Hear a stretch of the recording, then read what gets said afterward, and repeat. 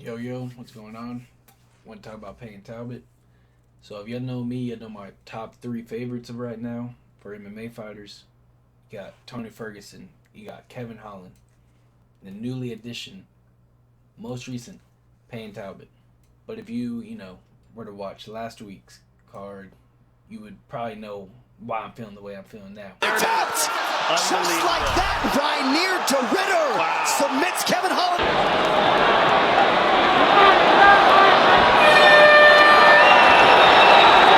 And if you were to know about GFL, you would know who probably left UFC to go sign with them this weekend. So yeah, now that you know how I feel, let's talk about Peyton Talbot. So I want to make this video because I just want to say I told you so. If you'll watch my last video, I told you that Peyton Talbot would lose. Or I said there was a big chance. I broke down why. I broke down the reason. I'm going to break down more here. But the last video, it was good predictions. Good predictions overall. I only got 3 views. 2 of them were me. So, next time you got to stay tuned. The only prediction I really got wrong was Kevin Holland. But, there's going to be a video on that as well. But, alright, now I know this video is late. Really late. I was up last night thinking about, damn, this video gonna come out really late, but I had to make it. I would hate myself if I did. If you were to say who's Peyton Talbot remind you of, you would probably name off Sean O'Malley. Striking looks great. Their footwork looks great. Their distance management looks great. But both of their flaws are the same. It's the grappling exchanges. I've been said he should have not been a minus 1,400 favorite. Because in his first UFC fight, we saw him struggling against a grappler. The same way we just saw Sean O'Malley struggle against a grappler. And then if you looked into his opponent, you'd find out he's a grappler. All the signs were there.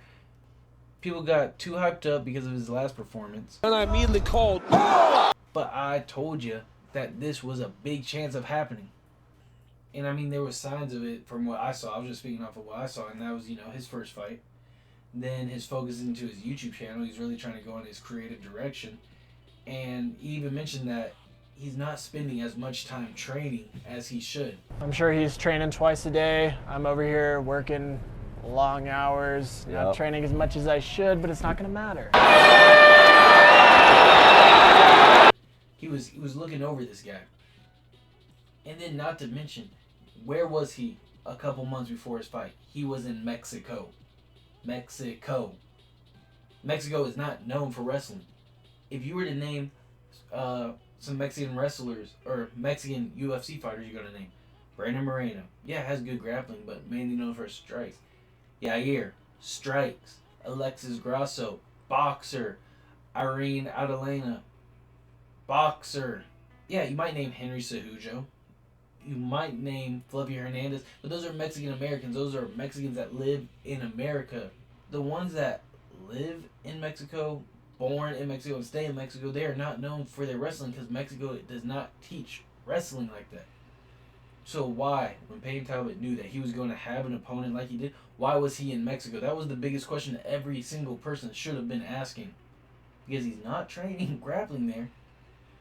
His striking already looks great. And he has a small gym up north. So he could have just stayed there. There was no need for him to go to Mexico. He probably did it for his YouTube channel and to learn stuff like that and make connections. But this is right before his fight. So it already showed that there was not focus on this fight, or there was not good enough preparation for it. What's also not going to help his skill set improve is his no-gi sessions he's been doing for Goshen's. No, if I was in his corner, I would send him 2-3 years, Dagestan, forget. Maybe even 6 months. One phone call. Brother, if you want your son high-level wrestling, send him 2-3 years Dagestan and forget. And before you say you think I'm hating on him, I'm really not. I'm still a big fan of him. Top 3 favorite of mine. He's living my dream. While I'm working at Domino's, he's doing everything I want. He's living the lifestyle I want. With his YouTube channel, his fighting, everything. Big fan. I just wanna see him improve. Even to show proof, I've been a fan of him for a while now. So look, that one, I don't know if you can see it. MMA 1,283 videos saved. And so I was unsaving and resaving them to try to organize them into files. And look, I mean, you don't even have to go that far down. But look at this. All the way March 2021. I see this video. This guy's sparring, looking great. Peyton Talbott. I've been following him since 2021. Not realizing until maybe a year ago I've been following him, but been a huge fan of it. What's next for him?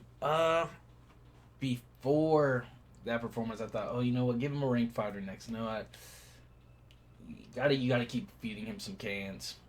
Maybe not even cans. I didn't mean cans. I don't want him to have the Sean O'Malley treatment. But some prospects, just like how he did against, what was it, Cameron Simon, who was a great prospect. You start giving him some of those, maybe less, grapplers, maybe less wrestlers, but give him some time to get better on those skill sets. He's definitely ranked potential. He's definitely top 10 potential. He's definitely top 5 potential, maybe. I mean, everybody wants to see, the matchup of him versus Sean O'Malley, him versus Corey Sandhagen. I wouldn't hate to see him versus Marcus McGee. So yeah, I just want to make that quick video. So, Talbot, I hope your grappling improves.